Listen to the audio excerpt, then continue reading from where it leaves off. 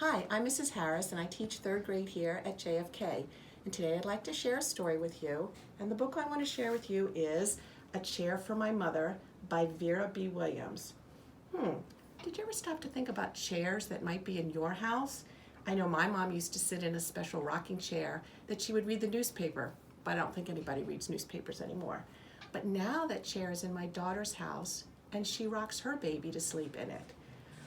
Let's look at the front of this book. I see there's a Caldecott Honor Medal here. That means that some people read this story and really liked it, and this is a special book that children's libraries have in it. Something else I noticed about this book is, I don't know, part of it is a little worn and torn. My mom always used to say, that means that book is well loved. Before we get started reading, let's look at the front cover and say, I wonder what's going on in this story. There's a little girl on the front cover, but I'm not quite sure where she is. She looks like she's maybe looking into the window of a restaurant or maybe even a diner. Let's start the story and find out. A Chair for My Mother by Vera B. Williams. Oh, look, there's a dedication in the front of the book. To the memory of my mother, Rebecca Porringer Baker. So the author of the story is dedicating this book to her own mother. My mother works as a waitress in the Blue Tile Diner. After school, sometimes I go to meet her there. Then her boss, Josephine, gives me a job too. I wash the salts and peppers and fill the ketchups. One time I peeled all the onions for the onion soup. When I finish, Josephine says, "Good work, honey," and pays me. And every time I put half the money into a jar. So now we know she was looking inside of a diner. It takes a long time to fill a jar this big. Every day when my mother comes home from work, I take down the jar. My mama empties all her change from tips out of her purse for me to count. Then we push all of the coins into the jar. Sometimes my mama is laughing when she comes home from work. Sometimes she's tired and she falls asleep while I count the money into piles. Some days she has lots of tips. Some days she only has a little. Then she looks worried, but each evening, every single shiny coin goes into the jar. We sit in the kitchen to count the tips. Usually Grandma sits with us too. While we count, she likes to hum. Often she has money in her old leather wallet for us. Whenever she gets a good bargain on tomatoes or bananas or something she buys, she puts the savings in and then they go into the jar. So everybody's trying to help save some money. I wonder what they're saving money for. When we can't get a single other coin into the jar, we are going to take it all the money out and go to buy a chair. Yes, a chair. A wonderful, beautiful, fat, soft armchair. We will get one covered in velvet with roses all over it. We are going to get the best chair in the whole world. That is because our old chairs burned up. There was a big fire in our house. All of our chairs burned. So did our sofa and so did everything else.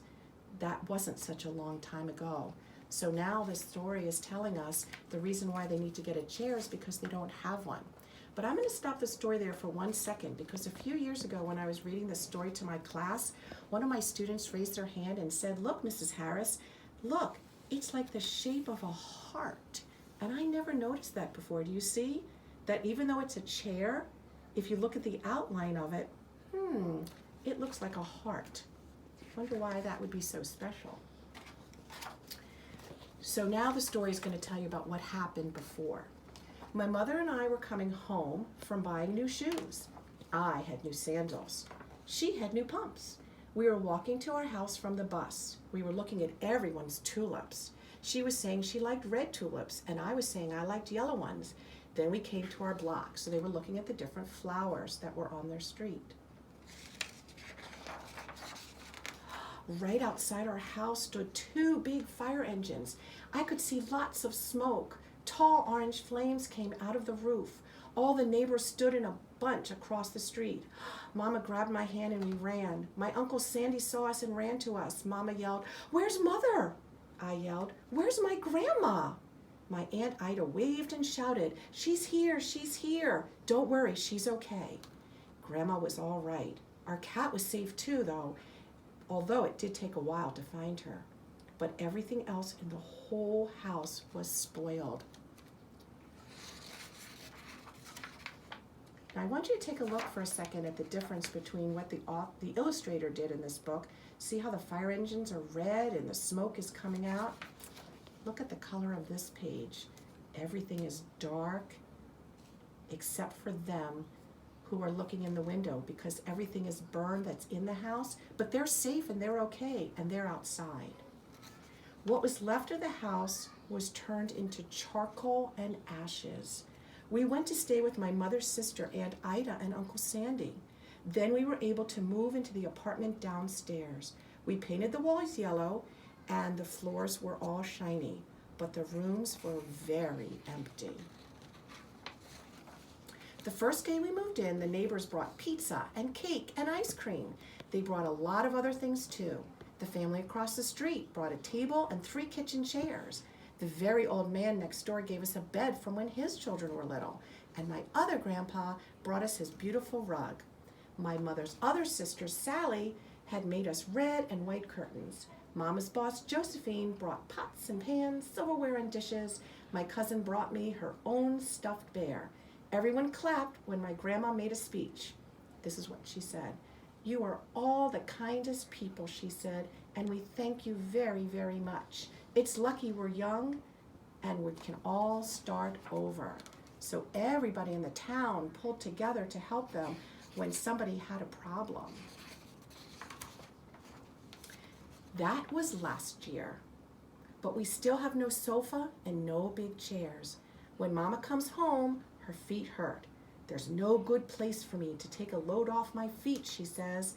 When Grandma wants to sit back and hum and cut up potatoes, she has to get as comfortable as she can on a hard kitchen chair.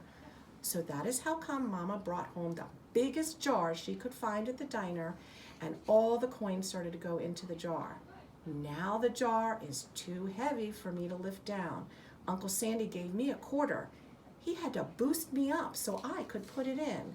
So now we're back to now in the story, and they're saving all their money to buy something. After supper, Mama and Grandma and I stood in front of the jar. Well, I never would have believed it, but I guess it's full, Mama said. My mother brought home little paper wrappers for the nickels and the dimes and the quarters. I counted them out and wrapped them all up. On my mother's day off, we took all the coins to the bank. The bank exchanged them for $10 bills. Then we took the bus downtown to shop for our chair. We shopped through 4 furniture stores. We tried out big chairs and small chairs and high chairs and low chairs, soft chairs and hard ones. Who does that remind you of? Grandma said she felt like Goldilocks and the 3 bears trying out all the chairs. Remember, she was hard and soft and just right? Finally, we found the chair we were all dreaming of, and the money in the jar was enough to pay for it. We called Aunt Ida and Uncle Sandy. They came right down in their pickup truck to drive the chair home for us. They knew we couldn't wait for it to be delivered. I tried out the chair in the back of the truck. Mama wouldn't let me sit there while we drove, but they let me sit in it while we carried it up to the door. There she is in the special chair that they've saved all that money for. We set the chair right beside the window and the red and white curtains. Grandma and Mama and I sat in it while Aunt Ida took our picture. Now Grandma sits in it and talks with people going by in the daytime. Mama sits down and watches the news on TV when she comes home from her job. After supper, I sit with her and she can reach right up and turn out the light if I fall asleep in her lap.